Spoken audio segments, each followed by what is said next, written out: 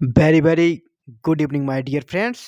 और मैं आपका दोस्त डॉक्टर संदीप योगी आपके लिए लेकर आ गया हूँ आज का टॉनिक 440 वोल्ट वाला daily current affairs, important current affairs, हर एग्जाम के लिए ज़रूरी, हर एग्जाम के लिए बहुत बहुत ही ज़रूरी daily current affairs 10 multiple choice question के फॉर्मेट में एग्जाम फाइटर नंबर 1 लेकर आ गया है आप लोगों के लिए। तो आज की ये जो 18 जनवरी है और 18 जनवरी का करंट अफेयर्स आपके सामने रेडी है दोस्तों। आज का टॉनिक T10 के फॉर्मेट में मिलेगा आप लोगों को, T10 बिल्कुल फास्ट तरीके से। तो नो बकवास, सीधे हम लोग काम पे आते हैं। मल्टीपल चॉइस करंट अफेयर्स का ये पहला क्वेश्चन आपके लिए स्क्रीन पे दिख रहा होगा। बिरजू महाराज जिसका हाल ही में निधन हो गया, किस नृत्य से संबंधित थे? बिल्कुल आप लोगों ने न्यूज़पेपर पढ़ा होगा, तो इनका हाल ही में निधन हो गया है। ये किस नृत्य से संबंधित थे? तो इनका नृत्य था कथक। कथक के प्रख्यात नर्तक थे बिरजू महाराज, जिनका हाल ही में निधन हो गया। तो इसे याद रखेंगे दोस्तों, बिरजू महाराज का संबंध कथक नृत्य से था। तो अगले क्वेश्चन की ओर बढ़ते हैं दोस्तों। हाल ही में पद्मश्री प्राप्त शांति देवी जिसका हाल ही में निधन हो गया, पद्मश्री प्राप्त शांति देवी जिसका हाल ही में निधन हो गया, ये देश के, हमारे देश के किस राज्य से संबंधित थी? तो इस पे समय न जाया करते हुए तुरंत आप याद कर लें, ये उड़ीसा की संबंधित थी और उड़ीसा की महान समाज सेविका थी, और इसलिए इसे हाल ही में पद्मश्री पुरस्कार से भी सम्मानित किया गया था। तो क्वेश्चन नंबर 3, एईपीसी के नए अध्यक्ष, एईपीसी के नए अध्यक्ष कौन है? हाल ही में किसे नियुक्त किया गया है एईपीसी के नए अध्यक्ष? एईपीसी के नए अध्यक्ष दोस्तों, एईपीसी जिसका फुल फॉर्म होता है अपैरल एक्सपोर्ट प्रमोशन काउंसिल, इसके नए अध्यक्ष कौन है? नए अध्यक्ष के रूप में हाल ही में नियुक्ति किसकी हुई है? तो वह है Narendra Goenka.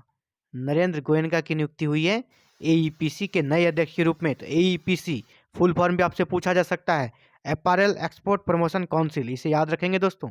Apparel export promotion council, actually ये इंडिया में कॉटन टेक्सटाइल मतलब सूती वस्त्र का जो निर्यात है उसे बढ़ाने के लिए, सूती न वस्त्र को एक्सपोर्ट का जो होता है इंक्रीज करने के लिए ये काउंसिल काम करती है। और सूती वस्त्र से संबंधित इस काउंसिल की स्थापना काफ़ी पहले दोस्तों 1978 में ही की गई थी। और हम लोग जानते हैं भारत का पहला उद्योग है सूती वस्त्र उद्योग, और भारतीय अर्थव्यवस्था की रीढ़ है ये। भारतीय अर्थव्यवस्था के साथ साथ ये रोजगार का भी बहुत बड़ा साधन है हमारे देश के लिए। तो सूती वस्त्र उद्योग से संबंधित है AEPC, apparel export promotion council, इसे भी याद रखेंगे। और इसका फुल फॉर्म, इसका क्या काम है, इससे भी क्वेश्चन आपसे पूछा जा सकता है मेरे दोस्तों। चलिए अगले क्वेश्चन की ओर बढ़ते हैं। बिल्कुल एकदम जैसा कहा T10 फॉर्मेट में रहेगा, और देखिए T20 का क्वेश्चन आ गया। मैंने कहा था ये जो क्विज चलेगा, ये जो डेली करंट अफेयर्स चलेगा, ये बिल्कुल T10 के फॉर्मेट में चलेगा दोस्तों। कोई टाइम वेस्ट नहीं करना है, सीधे क्वेश्चन पे अटैक कर देना है। तो देखिए T10 और इधर T20 का question. IPL team Kolkata night Riders के नए बॉलिंग कोच के रूप में किसे नियुक्त किया गया है? आईपीएल टीम में कोलकाता नाइट राइडर्स, जो कि शाहरुख खान की टीम है, किंग खान शाहरुख खान की टीम कोलकाता नाइट राइडर्स, उसके नए बॉलिंग कोच हाल ही में नियुक्त हुए हैं। इसका नाम कौन है? आप देख सकते हैं, कपिल देव, श्रीनाथ, भरत अरुण, वसीम अकरम। तो बिल्कुल इसका राइट आंसर है दोस्तों भरत अरुण। भरत अरुण को हाल ही में IPL team Kolkata night Riders का नया बॉलिंग कोच नियुक्त किया गया है, और ये भारत के भूतपूर्व क्रिकेटर हैं। चलिए बढ़ते हैं अगले क्वेश्चन की ओर। हाल ही में भारत और किस देश के सेना के बीच अरब सागर में, कहाँ पे दोस्तों? अरब सागर में पैसेज एक्सरसाइज संपन्न हुआ। पैसेज एक्सरसाइज भारत और किस देश के बीच हाल ही में अरब सागर में संपन्न हुआ? दोस्तों सबसे पहले हमें यह समझना होगा अरब सागर में पैसेज एक्सरसाइज क्या है। पैसेज एक्सरसाइज भारत का विभिन्न देशों की नौसेनाओं के साथ किया जाने वाला एक नियमित अभ्यास है। इसके माध्यम से हमारे नौसैनिक और संबंधित देश के नौसैनिक एक दूसरे के बंदरगाहों तक जाते हैं। इसके साथ ही वो प्रैक्टिस करते हैं कि जो द्वीप हैं हमारे समुद्र में, वहां तक कम से कम समय में पहुंचने का। तो ये एक पैसेज एक्सरसाइज नियमित रूप से होने वाला एक्सरसाइज है दोस्तों। हाल ही में जिस देश के साथ अरब सागर में हुआ है वो देश कुछ कोई और नहीं, हमारा पुराना मित्र, हमारा पुराना सहयोगी रूस है। रूस जो कि सोवियत संघ के समय से ही भारत का साथ देता रहा है। तो रूस के साथ हाल ही में अरब सागर में पैसेज एक्सरसाइज संपन्न हुआ है, इसे याद रखेंगे मेरे दोस्तों। चलिए नंबर 6 को आप पढ़िए। फोर्ब्स पत्रिका की सर्वाधिक कमाई करने वाली शीर्ष 10 महिला खिलाड़ियों में पहला स्थान किसे प्राप्त हुआ है? फोर्ब्स पत्रिका दोस्तों ये अमेरिका की पत्रिका है जो रैंकिंग जारी करती है विभिन्न क्षेत्रों में। तो इस बार सबसे ज़्यादा कमाई करने वाली महिला खिलाड़ियों की रैंकिंग इन्होंने जारी की है दोस्तों। और इन 10 महिला खिलाड़ियों में सबसे ज़्यादा वार्षिक जो इनकम है, सबसे ज़्यादा वार्षिक कमाई है तो किनका है 2021 के लिए? तो ये PV Sindhu, Serena Williams, Maria Sharapova, Naomi Osaka. तो इसमें सबसे ज़्यादा जो 2021 में जिस महिला खिलाड़ी ने सबसे ज़्यादा अर्न किया है, सबसे ज़्यादा कमाया है तो वह है नाओमी ओसाका। बिल्कुल नाओमी ओसाका टेनिस सनसनी जापान की और भारत की जो सानिया मिर्जा है, इसी तरह ये हमारे जापान की नाओमी ओसाका। और नाओमी ओसाका के बारे में जान लें दोस्तों, नाओमी ओसाका अभी वर्ल्ड रैंकिंग में नंबर 1 की महिला टेनिस खिलाड़ी है। और इतना ही नहीं, पूरे एशिया महाद्वीप की पहली महिला खिलाड़ी है जिसे फर्स्ट रैंक प्राप्त हुआ है। तो ये हमारा नाओमी ओसाका। और जापान की भी पहली खिलाड़ी है पुरुष और महिला दोनों में जिन्होंने कि वर्ल्ड रैंक 1 हासिल किया है। तो बिल्कुल काबिल तारीफ है इनका परफॉर्मेंस, नाओमी ओसाका, जिन्होंने 2021 में सबसे ज़्यादा अर्न किया, सबसे ज़्यादा कमाई किया है। चलिए फोर्ब्स पत्रिका के अनुसार सबसे ज़्यादा कमाई करने वाली महिला खिलाड़ी कौन है? नाओमी ओसाका, याद रखेंगे। चलिए अगले क्वेश्चन की ओर बढ़ते हैं। नंबर 7 है भारत से संबंधित। खेल मंत्रालय ने वेट लिफ्टिंग में दोस्तों कि पहले हाई परफॉर्मेंस डायरेक्टर किसे नियुक्त किया गया है? जैसा कि हम लोग सभी जानते हैं इस बार भारोत्तोलन में भारत ने वेट लिफ्टिंग में मीराबाई चानू ने मेडल जीता था। इसलिए भारत वेट लिफ्टिंग भारोत्तोलन में को और ज़्यादा बढ़ावा देना चाहती है, इसे प्रमोट करना चाहती है और एक नया पद क्रिएट किया गया, हाई परफॉर्मेंस डायरेक्टर, जिसे कि पहली बार नियुक्त किया गया है। तो वो डायरेक्टर कौन बने हैं और किसे पहला डायरेक्टर नियुक्त किया गया है? तो वो है कौन है? इसका सही आंसर है अविनाश पांडु। इसका सही आंसर है अविनाश पांडु जो कि मॉरिशस से संबंधित हैं। तो सबसे पहला हाई परफॉर्मेंस डायरेक्टर किस क्षेत्र के?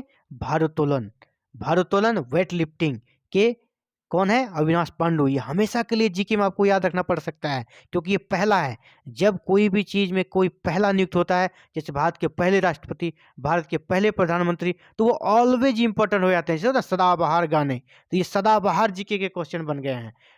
हाई परफॉर्मेंस डायरेक्टर सबसे पहला अविनाश पांडु और हाल ही में नियुक्त हुआ है। तो ये वेरी इंपॉर्टेंट में आएगा दोस्तों, हाल ही में। और पहला है भारोत्तोलन के क्षेत्र में high performance director Avinash Pandu किस देश के हैं? मॉरिशस की। और इसे कब तक के लिए किया गया है? जो पेरिस ओलंपिक अगला होगा तो पेरिस ओलंपिक तक के लिए इसे नियुक्त किया गया है दोस्तों। चलिए अगले क्वेश्चन की ओर बढ़ते हैं। अगला क्वेश्चन नंबर 8 पे हम लोग पहुंच गए हैं। यूनेस्को ने भारतीय धरोहरों का वर्णन किस भाषा में छापने की स्वीकृति हाल ही में दी है? तो यूनेस्को ने भारत के जो भी धरोहर हैं, भारत के जो भी हेरिटेज हैं, उनका जो वर्णन है किस भाषा में हाल ही में छापने का स्वीकृति दे दिया है? तो वो भाषा हमारा हिंदी, हमारी राष्ट्रभाषा हिंदी में छापने की स्वीकृति दे दी है। तो बढ़ते हैं क्वेश्चन 9 की ओर। कोई टाइम वेस्ट नहीं करना है हमें, बिल्कुल T10 के फॉर्मेट में जाना है। देखिए T10 बोला और T20 का फिर से क्वेश्चन आपके सामने आ गया है दोस्तों। T20 IPL जो कि T20 टूर्नामेंट है उससे संबंधित क्वेश्चन। आईपीएल का टाइटल स्पॉन्सरशिप अगले 2 साल के लिए किस कंपनी को मिला? तो ये हमारा टाटा ग्रुप को मिला है। भारत का सबसे अच्छी कंपनी इसे मानी जाती है। किस क्षेत्र में? ये बहुत ही ज़्यादा समाज सेवा में से जुड़ी हुई कंपनी है। और जैसे मोदी जी का प्लान है मेक इन इंडिया, तो उसे बढ़ाने में इनका बहुत बड़ा योगदान है। टाटा ग्रुप को मिला है आईपीएल का टाइटल स्पॉन्सरशिप, किसे हटाकर? वीवो, जो चाइनीज कंपनी थी, वीवो को आउट करके टाटा को इन किया गया दोस्तों। तो याद रखेंगे टाइटल स्पॉन्सरशिप वीवो के पास था, जिसे अब टाटा ग्रुप को मिल चुका है अगले 2 सालों के लिए। चलिए बढ़ते हैं नेक्स्ट क्वेश्चन की ओर। अगला क्वेश्चन है आईएमएफ। आईएमएफ मतलब अंतर्राष्ट्रीय मुद्रा कोष। आईएमएफ अंतर्राष्ट्रीय मुद्रा कोष ने हाल ही में किसे नए मुख्य अर्थशास्त्री के रूप में नियुक्त किया गया है? आईएमएफ ने हाल ही में किसे नए मुख्य अर्थशास्त्री के रूप में नियुक्त किया है? तो इसका राइट आंसर है दोस्तों number C, Pierre Olivier Gourinchas. Pierre Olivier Gourinchas. Pierre Olivier Gourinchas. और इन्होंने किसका स्थान लिया है? गीता गोपीनाथ। गीता गोपीनाथ का स्थान पर पीरे ओलिवियर गोरिंचस को नया मुख्य अर्थशास्त्री के रूप में आईएमएफ में नियुक्त किया गया है।